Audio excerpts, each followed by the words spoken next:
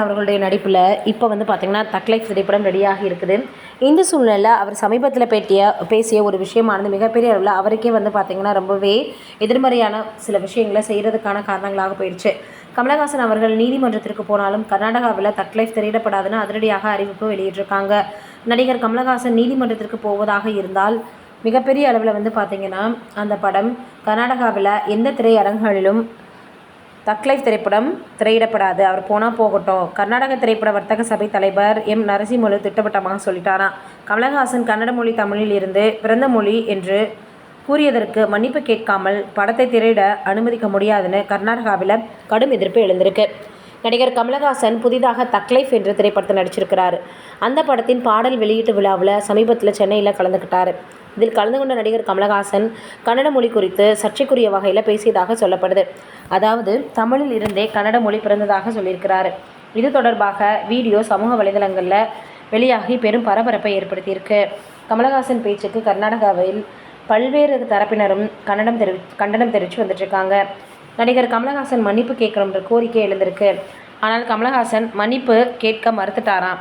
கமலஹாசன் அன்பின் காரணமாக சொல்லப்பட்டவை என்றும் அன்பு ஒருபோதும் மன்னிப்பு கேட்காது அப்படின்னும் நடிகர் கமலஹாசன் சொல்லியிருக்கிறாரு.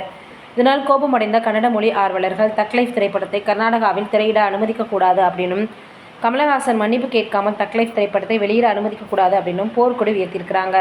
இந்த நிலையில் தக் லைஃப் திரைப்படம் கர்நாடகத்தில் எங்கு திரையரங்குகளிலும் எங்கேயுமே திரையிடப்படாது அப்படின்னு திரைப்பட வர்த்தக சபை அதிரடியாக அறிவிச்சிருக்கிறாங்க. இதையடுத்து தக் லைஃப் திரைப்படத்தை கர்நாடகாவில் சுமூகமாக வெளியிடுவதை உறுதி செய்ய வேண்டும் அப்படின்னும் அதற்கு உரிய பாதுகாப்பு தரணும் அப்படின்னு கோரி நடிகர் கமலஹாசன் கர்நாடக உயர்நீதிமன்றத்தில் மனு தாக்கல் செய்தார். தக் லைஃப் திரைப்படத்தின் இணை தயாரிப்பாளரான கமலஹாசன் ராஜ்கமல் இன்டர்நேஷனல் சார்பில் பாதுகாப்பு கோரி கர்நாடகா உயர்நீதிமன்றத்தில் வழக்கு தொடரப்பட்டிருக்கு. இந்த வழக்கு விசாரணையில் என்ன சொல்ல போகிறாங்க அப்படின்றத நம்ம வெயிட் பண்ணி தான் பார்க்கணும். இது பற்றி பிடி மிகப்பெரிய அளவில் பார்த்திங்கன்னா இப்படியெல்லாம் பீடிகையெல்லாம் போடக்கூடாது, சொன்னது தான் அப்படின்னு கமலஹாசன் அவர்களுக்கு ரொம்பவே பார்த்திங்கன்னா கண்டனம் வலுத்து வந்துட்டுருக்கு.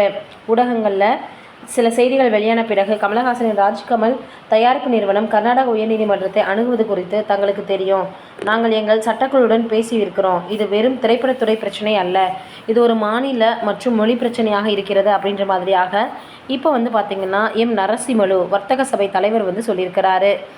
என்னடா இது இப்படி ஆயிடுச்சு அப்படின்ற மாதிரியாக இப்போ தக் லைஃப் படக்குழுவினர் ரொம்பவே கவலையில் இருக்காங்களாம். இது ஒரு பக்கம் இருக்க, நடிகை சுஹாசினி அவர்கள் நடிகர் கமலஹாசன் அவர்கள் காலேஜ் வாசலில் பண்ணது மிகப்பெரிய அளவில் பார்த்திங்கன்னா அந்த மாதிரி இருந்ததுன்னு ஓப்பனாக பேசியிருக்காங்களாம். இவங்க அப்படி பேசியிருக்கிறது மிகப்பெரிய அளவில் சமூக வலைதளங்களில் வைரலாக பரவி வந்துட்டுருக்கு. என்னடா இது இப்படி சொல்லிட்டாங்களே அப்படின்ற மாதிரி எல்லோருமே கேட்டு வந்துட்டுருக்காங்களாம். தமிழ் சினிமாவில் ஒரு நல்ல நடிகராக வலம் வந்துட்டுருக்கவர் தான் யார் அப்படின்னு பார்க்கும் பொழுது கமலஹாசன் அவர்கள். இப்போ அவங்களை பற்றியே சுஹாசினி அவர்கள் சொல்லியிருக்கக்கூடிய விஷயம் ரொம்பவே வைரலாக பரவி வந்துட்டுருக்கு. அப்படி என்ன செஞ்சார் அவர் அப்படின்னு தான் எல்லாருமே கேட்டு வந்துட்டுருக்காங்க. என்னடா இது இப்படி ஆயிடுச்சே அப்படின்ற மாதிரி எல்லோரும் சொல்லி வராங்களாம். ஏன்னா அந்தளவுக்கு தமிழ் சினிமாவில் உலக நாயகன் அப்படின்ற பெயரை பெற்றவர் தான் கமலஹாசன் அவர்கள். இந்த சூழ்நிலையில் இப்படி ஒரு விஷயம் வெளியாகி அதுவும் சுஹாசினி அவர்கள் காலேஜ் வாசலில் அவர் பார்த்திங்கன்னா செஞ்ச காரியத்தினால அசிங்கமாக போச்சுன்னு சொல்லியிருக்கிறாங்களாம். பெண்கள் கல்லூரிக்கு தன் சித்தப்பா கமலஹாசன் பேண்ட் போடாமல் வந்ததால் தனக்கு ஒரே அவமானமாக போய்விட்டதாக சொல்லியிருக்கிறாங்க. விண்வெளி நாயகன் கமலஹாசனுடைய அண்ணன் ஷாருக்காசனின் மகள் தான் சுஹாசினி. மணிரத்னம் அவர்கள் அப்படின்றது நம்ம எல்லாருக்குமே தெரியும். மகள் சென்னையில் படிக்கட்டும்னு 12 வயதில் சுஹாசினியை கமலஹாசன் வீட்டிற்கு அனுப்பி வச்சிருக்கிறாரு ஷாருக்காசன். தன் சித்தப்பா என்பதை யாருக்கும் சொல்லாமல் ரகசியமாக வச்சிருந்தாங்க சுஹாசினி. இது குறித்து 2018ஆம் ஆண்டில் நிகழ்ச்சி ஒன்றில் பேசியது பற்றி தற்போது ரசிகர்கள் பேசிட்டு இருக்காங்க. என்ன சொல்லியிருக்கிறாங்கன்னா, கல்லூரியில் படிக்கும்போது கமல் எனக்கு என்ன சொந்தம் என்பதை யாரிடமும் சொல்லவில்லை. இந்த நிலையில் எங்கள் கல்லூரிக்கு அருகில் அவர் பட ஷூட்டிங் நடந்துச்சு. கமல் பட பாடலை ஷூட் செஞ்சாங்க. அதை பார்த்துட்டு வரலாம் வா அப்படின்னு என் தோழிகள் அழைத்தாங்க. நான்லாம் வரமாட்டேன் அப்படின்ற மாதிரி சொல்லிட்டேன். கூட்டத்தில் பின்னால் நின்ற என்னை பார்த்ததும் ஏன்னு கமல் கத்துனார். அவர் எனக்கு ஒரு பட்டப்பெயர் வச்சிருந்தார். உன் பெயரை சொல்லட்டுமான்னு கேட்டு சூசு இங்கே வா அப்படின்னு கூப்பிட்டுருக்கிறார்.